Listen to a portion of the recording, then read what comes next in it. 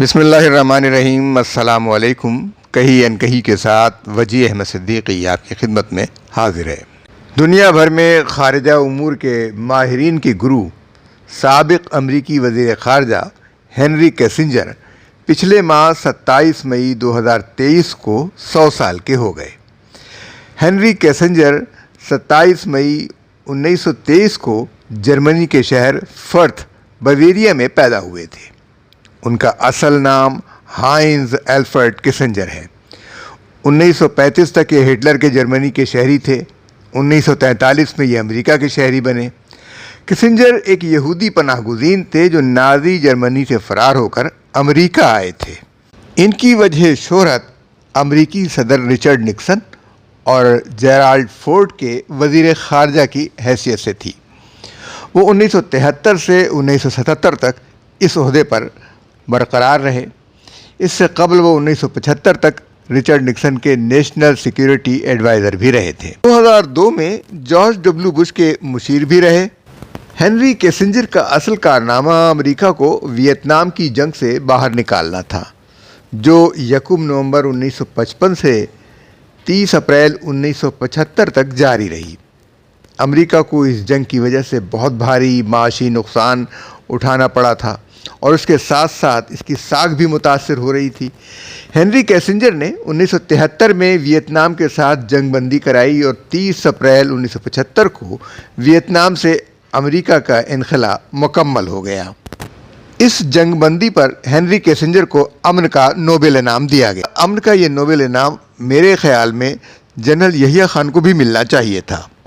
آپ کہیں گے یہ کیا بات ہوئی؟ اس لیے کہ امریکہ کو ویتنام کی جنگ سے نکالنے کی کوششوں میں ان کا بھی بڑا ہاتھ تھا۔ بہرحال جنگ بندی پر ہنری کیسنجر کو امن کا نوبل انعام دیا گیا، حالانکہ جنگ بندی امریکہ ہی کی ضرورت تھی، کیونکہ 1955 سے 1975 تک بے سر و سامان ویتنام سے امریکہ جنگ کرتا رہا اور کامیاب نہ ہو سکا تھا۔ اسے وہاں ذلت و رسوائی کا سامنا کرنا پڑا، تو ہاتھ پاؤں جوڑ کر جنگ بندی کی اور اپنی ناکامی پر پردہ ڈالنے کے لیے امن کا نوبل انعام بھی حاصل کر لیا۔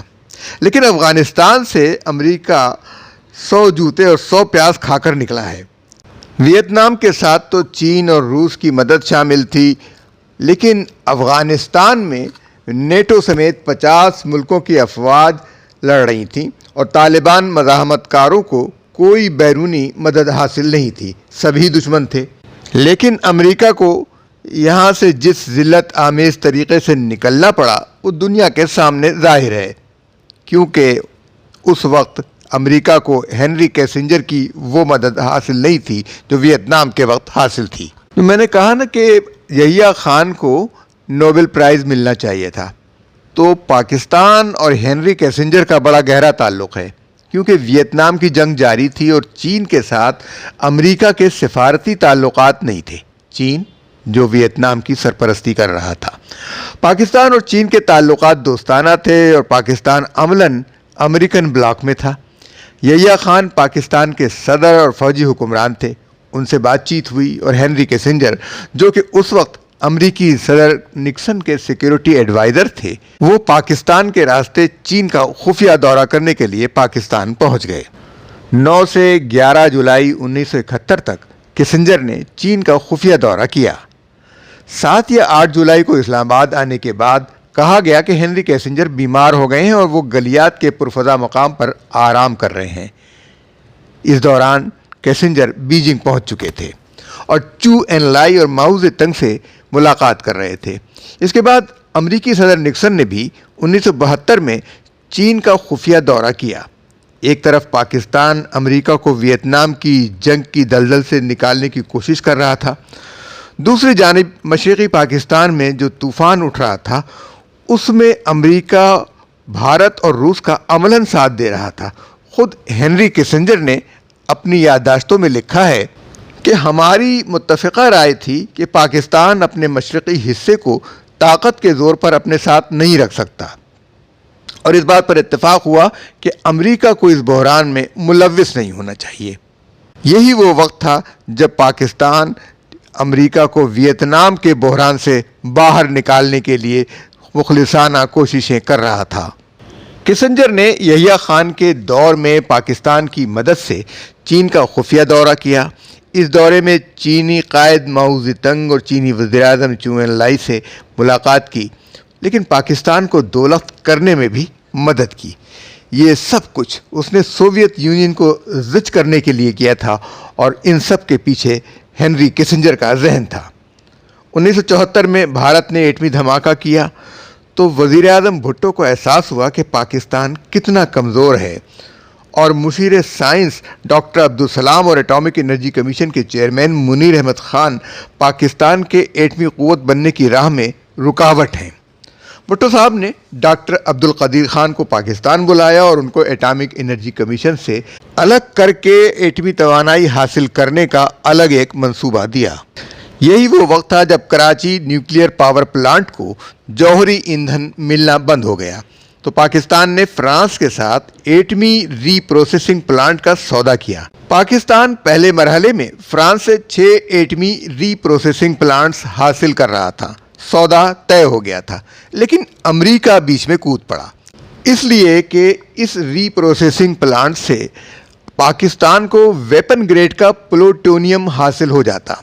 पाकिस्तान भारत के एटमी धमाकों के जवाब देने के काबिल हो जाता।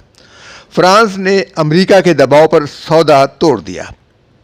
फिर जुल्फ़िकार अली भुट्टो ने कहा, हम घास खाएंगे लेकिन एटम बम बनाएंगे। इस पर हेनरी किसिंजर ने जुल्फ़िकार अली भुट्टो को इबरत का निशान बनाने की धमकी दी थी। हेनरी किसिंजर की इस धमकी आमेज़ ख़त को भुट्टो साहब ने अपने एक जलसे में लहराया था।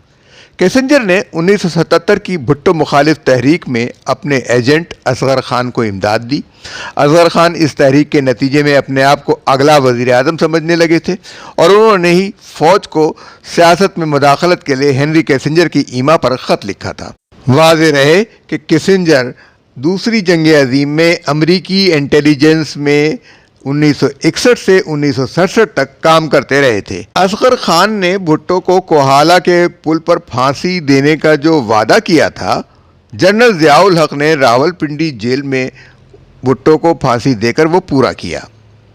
लेकिन पाकिस्तान हेनरी किसिंजर की ख्वाहिश के बरअक्स एटमी ताकत बन गया, मगर अमेरिका और हेनरी किसिंजर को ये एक आंख न भाया। पाकिस्तान पर दहशतगर्दी के ख़िलाफ़ जंग मुसल्लत की गई। क्या आप ये नोट नहीं करते कि दहशतगर्दी के ख़िलाफ़ जंग की हिकमत अमली 1998 के एटमी धमाकों के बाद ही सामने आई है? असगर खान के अमरीकी एजेंट होने का सबूत CIA के डी क्लासिफाइड डॉक्यूमेंट नंबर 309 मौरख़ा 29 अप्रैल 1958 में बता दिया गया है। अमेरिका में पाकिस्तान के साबिक़ सफ़ीर हुसैन हक्कानी ने हेनरी किसिंजर से बात की थी, तो हेनरी किसिंजर ने उनको बताया था कि उन्होंने यहिया खान से कहा था कि वो मशरक़ी पाकिस्तान को एक अलग मुल्क बनाने का ऐलान कर दें ताकि खून खराबे के बगैर ये मुल्क अलग हो जाए। मंसूबे पर अमल क्यों ना हो सका, इस बारे में वो कहते हैं कि यहिया खान ने जंग शुरू कर दी। मेरे ख़्याल में ये हेनरी किसिंजर का उज़्र लंग है। वो ऐसा कोई मंसूबा नहीं रखते थे जिसका मशवरा उन्होंने यहिया खान को दिया हो। ये इल्ज़ाम के मशरक़ी पाकिस्तान की अलहदगी के ज़िम्मेदार भुट्टो था, इसकी तख्लीक़ भी हेनरी किसिंजर ने की थी। अपनी याददाश्तों में वो उसे लिखता है, सियासी ड्रामे को नुक़्ते उरूज पर पहुँचाने के लिए जुल्फ़िकार अली भुट्टो ने, जो पाकिस्तान पीपल्स पार्टी का सरबराह था, मगरबी पाकिस्तान में नुमायाँ हैसियत हासिल कर ली।